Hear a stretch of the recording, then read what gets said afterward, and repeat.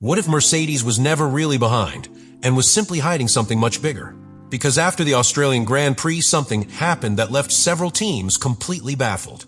Lewis Hamilton, who knows better than anyone how Mercedes works from the inside, dropped a clue that set off all the alarms in Formula One. He didn't talk about aerodynamics, he didn't talk about setup improvements, not even the normal evolution of the car. He talked about the engine, the way it delivers power, and something extremely specific that almost no driver mentions publicly: the engine's compression ratio.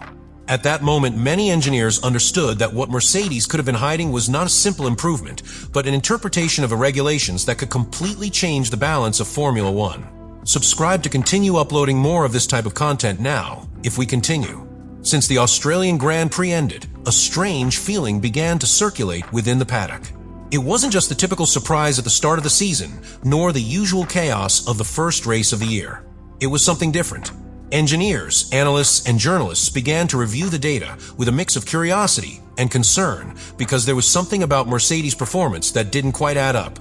Throughout the preseason, many had assumed that the German team was simply in a rebuilding process, trying to regain the level lost in previous years. But what was seen in Melbourne began to tell a very different story, a story that few had anticipated, and that began to take shape when Lewis Hamilton, now observing the situation from outside the German team, dropped some statements that immediately set off all the alarms in Formula One. Hamilton knows Mercedes better than almost anyone in the paddock. He spent years within the Brackley structure working with their engineers, getting to know the team's philosophy and understanding how they think when developing a car. That's why his words after Australia had special weight. This was not just an external opinion or a casual comment from a rival driver. He was someone who had been inside the system for years and who fully understood what kind of technical decisions are made behind the closed doors of the team. And what he hinted at was quite revealing. According to his analysis, the jump that Mercedes was showing could not be explained solely by aerodynamic improvements or setup adjustments. The real key, as he hinted, was much deeper inside the car, specifically in the power unit, and the way in which it was being integrated with the philosophy of the new regulations that are approaching for Formula One. This detail is essential to understand why his statements caused so much noise. In modern Formula One, the engines are extremely regulated, and the possibilities of finding clear advantages are very limited.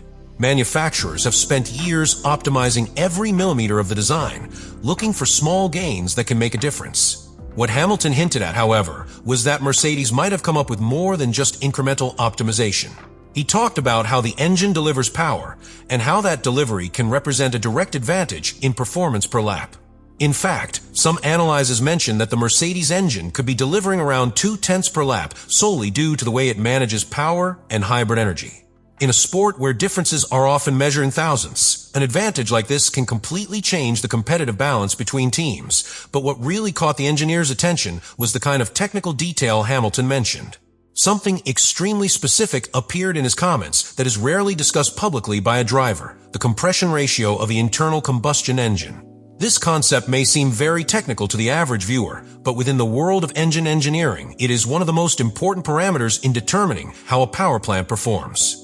The compression ratio directly influences the thermal efficiency of the engine, the way combustion occurs, and ultimately, how much power the unit can generate without compromising reliability. When Hamilton mentioned this point, many engineers immediately understood that this was not a casual comment, but a fairly clear clue as to where Mercedes' advantage might be hidden. From that moment on, many pieces that were already circulating in the form of rumors within the paddock began to fall into place. Before the debut of the W17, some technical analysts had pointed out that Mercedes was working on an extremely aggressive interpretation of the limits established by the regulations for the engine's compression ratio. The regulations set a theoretical limit of 16:1, but the key point is how it is measured and under what conditions this parameter is evaluated. The theory that began to gain strength is that Mercedes would have found a way to take advantage of the real thermal conditions of the engine when it is running on the track to obtain behavior equivalent to a higher compression ratio without officially breaking the regulations. That is, they would be operating within the law, but taking advantage of a gray area of the regulations that other teams have not yet managed to exploit. When you look at the performance seen in Melbourne, this theory starts to make even more sense. The top speed data discussed after the race showed a difference that caught the attention of several engineers. While some cars like the Ferrari reached around 321 kilometers per hour on a straight line, the Mercedes reached approximately 328 kilometers per hour in comparable conditions. It may seem like a small difference on paper, but in Formula 1, 7 kilometers per hour on a straight line represents a significant advantage, especially when combined with better energy management over the course of an entire race. This means that while other teams need to expend more electric power to stay competitive on the straights, Mercedes could be getting that extra performance directly from a heat engine. And this is where the story becomes even more interesting. If Mercedes has really found an interpretation of the regulations that allows them to extract more efficiency from the engine without violating the rules, then it would not just be a one-time improvement for this season. It could be an extremely valuable technological foundation for the immediate future of Formula One, especially with the upcoming regulatory change. In fact, some voices within the paddock are already beginning to raise a hypothesis that until recently seemed exaggerated, that Mercedes could have understood before anyone else how to take advantage of the new technical framework of the category. If that were the case, what we saw in Australia could be just the first hint of a much larger advantage that has yet to be fully revealed. All this explains why Hamilton's words generated so much conversation within the paddock. It was not a direct accusation or a technical complaint. It was something much more subtle, but also much more intriguing. It was a clue dropped by someone who knows perfectly well how Mercedes works from inside. And when a 7-time world champion drops such a specific technical detail right after a race in which the data begins to raise suspicions, it doesn't take long for the Formula One engineering community to start asking questions. Questions that right now many teams are trying to answer as they review every piece of data, every telemetry, and every little clue that could explain what is really going on with the W17's mysterious performance. And most disturbing of all is that if this theory is correct, then what happened in Australia may not be an isolated case. It could simply be the first warning of something much bigger that is just beginning to show itself. As the engineers began to calmly analyze everything that happened after the Australian Grand Prix, the conversation within the paddock began to turn towards a much more uncomfortable question for many teams. What exactly has Mercedes been hiding inside the W17? Because if there is something that characterizes Mercedes in the modern era of Formula One, it is its ability to find small gaps in the regulations and turn them into enormous advantages for years. And what several technical analysts began to suspect is that the key to this car is not simply a normal engine upgrade, but an extremely intelligent interpretation of how the regulations actually work when the engine is in real racing conditions. During the months prior to the start of the season, some analyses had already appeared that spoke of what some engineers began to call the dirty secret of the W17. It was not a visible part of the car or a striking aerodynamic solution that could be detected in photographs or television images. It was something much more difficult to identify from the outside because it was related to the internal behavior of the engine. The theory that began to circulate is that Mercedes would have found a way to interpret the regulatory limit of the compression ratio in a much more aggressive way than its rivals.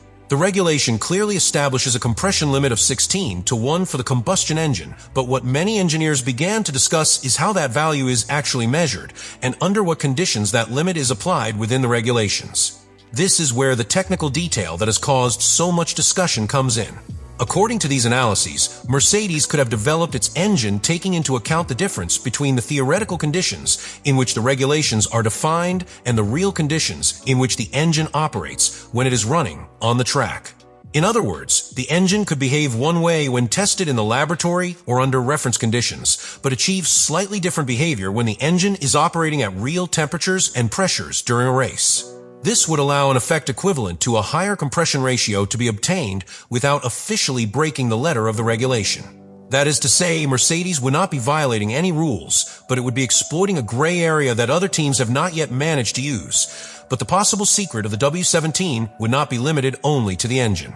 Another part of the project appears to have been focused on the complete architecture of the car. Some analyses mention that the chassis has been designed to be more compact, narrower, and lighter, something that makes a lot of sense if the objective was to optimize the efficiency of the assembly taking into account the future technical regulations of Formula One. A smaller and lighter car allows the aerodynamic flow to be better managed, improve energy efficiency, and take more effective advantage of the balance between the power of the combustion engine and the hybrid system. In other words, it would not just be a better engine, but a car designed from the beginning to make the most of that possible energy advantage.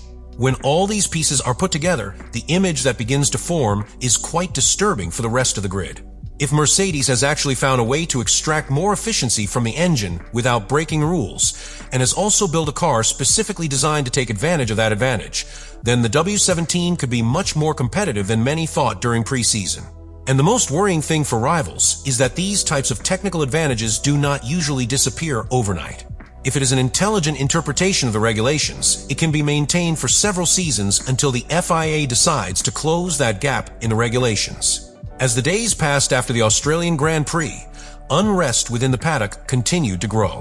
What initially seemed like just a good performance from Mercedes began to transform into something much harder to ignore. Engineers from various teams began exchanging information, comparing telemetry, and reviewing speed, acceleration, and energy management data. And the more they analyzed what happened in Melbourne, the more evident one thing became. The performance that Mercedes showed did not fit with the narrative that had surrounded the team throughout the preseason. For weeks there had been talk of a Mercedes still under reconstruction, of a car that was still trying to recover the ground lost to McLaren, Ferrari, or even Red Bull. But what was beginning to be seen in the data told a different story. Subscribe to continue uploading more of that content. Now you really think about all this.